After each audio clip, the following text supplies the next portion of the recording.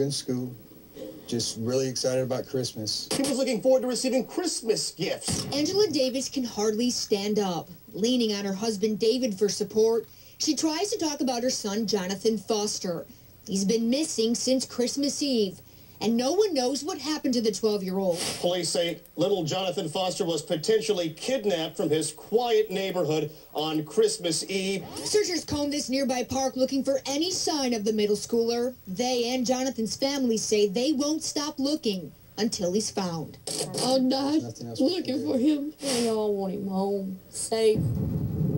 I'm Jean Casares of In Session on the True TV network, in for Nancy Grace tonight. While police, the FBI, searchers en masse continue to try to find little Jonathan Foster, a burned little body was found today during the course of the day in a drainage ditch in Houston, Texas. I want to go out to Joe Gomez in Houston, Texas, live reporter with KTRH News Radio.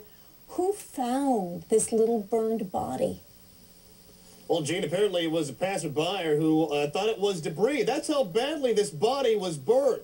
I mean, police still can't identify it. They can't identify if it was a male or a female because his body was just so badly charred. But investigators did find the burned body of a child in a drainage ditch a few miles away from where Jonathan Foster was reported missing. Jonathan Foster, of course, reported missing on Christmas Eve. Right now, investigators are trying not to think the worst, but the fact that a child's body was discovered while Jonathan Foster, little Jonathan Foster, is missing, we're trying not to connect the dots here. The search continues, but investigators are in the back of their heads thinking the worst may have happened. And the Harris County Forensic Science Center tonight have those remains to try to identify them. To Michael Board, reporter, WOAI Radio in San Antonio, Texas. What more can you tell us? It's a difficult subject right now to figure out exactly what the link is here, if there is a link. One other thing is people are always asking, they always look at family members first in cases like this. They'll look at, you know, is a mother, a stepfather, a father, a stepfather. They're the first people that police usually investigate to figure out what's going on here. That's going on in this case. One thing we need to make clear here is if there was a sign of struggle, nobody knew about it. CPS, Child Protective Services, was never called out to either of these families. They never were called out to a report of a child being hurt or a parent struggling to take custody of a child. That never happened in this case. So even though they're investigating the families in this case, there's no sign that this child was, you know, a toy, a pawn being played by two families. That's not the case. To Joe Gomez, reporter, KTRH News Talk Radio in Houston, do we know what police have taken from the apartment complex that this little boy lived in? Right now, Gene, police apparently have taken away a computer from the apartment. They're trying to find out if little Jonathan may have been the victim of an online predator. They're looking through the computer. We don't know exactly what they found yet. You know, they've also towed away the stepfather's car. The fact that they towed away his car, I mean, they've stepped up the rate at which they're questioning both the stepfather and the mother. Obviously, now they're questioning the babysitter as well. I mean, they're really, it seems, honing in on the family here as we have just discovered the charred remains of a child's body in a ditch, Gene. And Joe Gomez, what I want to know, and you don't have the answer, I don't think anybody has the answer, I want to know if they found Christmas presents in that apartment for that little boy ready for Christmas Day or for Christmas Eve night. Were there presents? Yeah.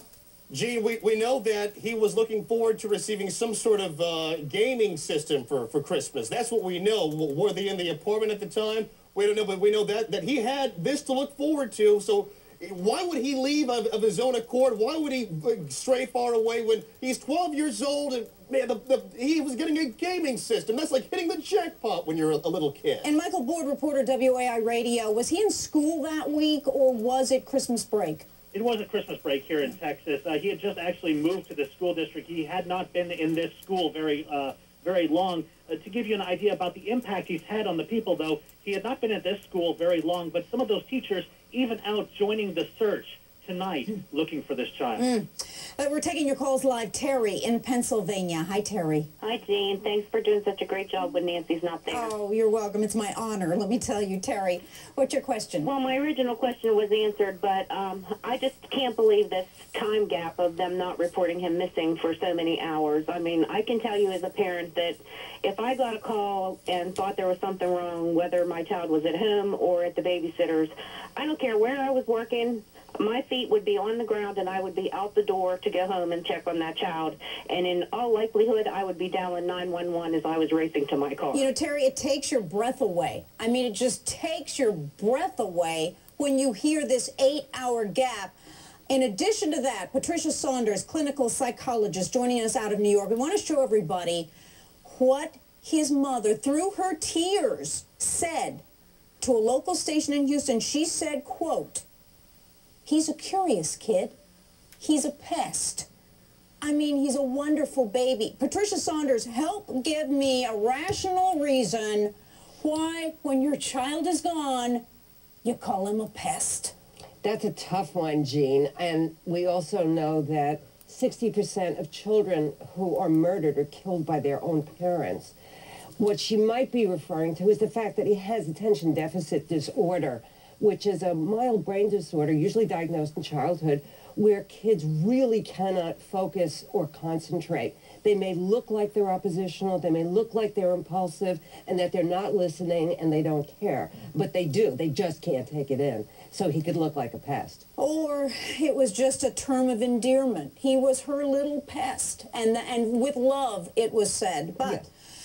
Howard Oliver, former deputy medical examiner in Los Angeles, you told us earlier, and I really want to understand this, you said that when a body is burned, even beyond recognition, that the internal organs can be saved.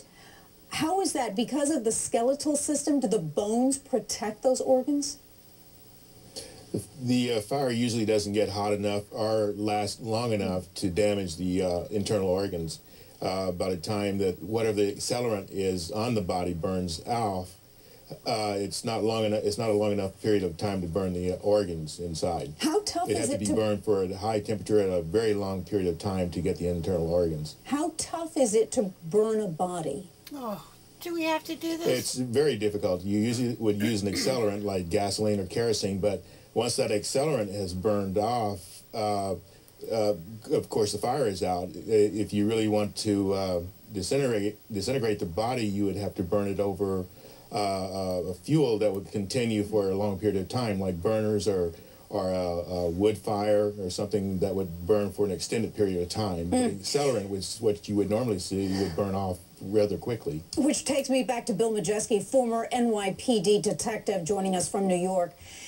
Where this little body was found is not, police are saying tonight, where it was burned. Somebody took the burned remains and just threw them into that ditch. How are you going to find the primary crime scene? Because that's where your main forensic evidence, if you can find any, is going to be. A number of things. One, they're going to be looking for some type of forensic evidence on the remains themselves. Another thing is the surrounding area where the body was found. They're going to be looking for some type of physical evidence. It may be something like a tire track that may have pulled off to the side of the road. It may have been something that a piece of cloth or a piece of material or a piece of rug that was used to wrap the body in that may have been a portion of it still may be there. In addition to that, they'll be talking to people that travel that road on a regular basis, or people that live in the area that may have been walking a dog or something. So they'll be doing a canvass of that area to see if anyone saw anything suspicious, a car pulling to the side of the road for any period of time. The primary burn site, it has to be outside, right? It has to be. It couldn't have been in an enclosed space. In all likelihood, yes. It's probably inside someplace. So you're going to ask everyone in the area if they smelt anything burning? Well, yeah, that'll be part of the canvas, sure, when you go out into that area. But the thing is that that car may have traveled a great distance to get there, to put the body there. It may have been miles away, or it's very possible that the body may have been even carried there in some kind of a container and put on the side of the road. In addition to that, they should be able to make a determination as to approximately when that body was put there. So again, that's something that they're probably working on right now in the forensic laboratory. A search for a missing boy grows more desperate by the hour. 12-year-old Jonathan Foster, who vanished from his Northwest Houston neighborhood on Christmas Eve.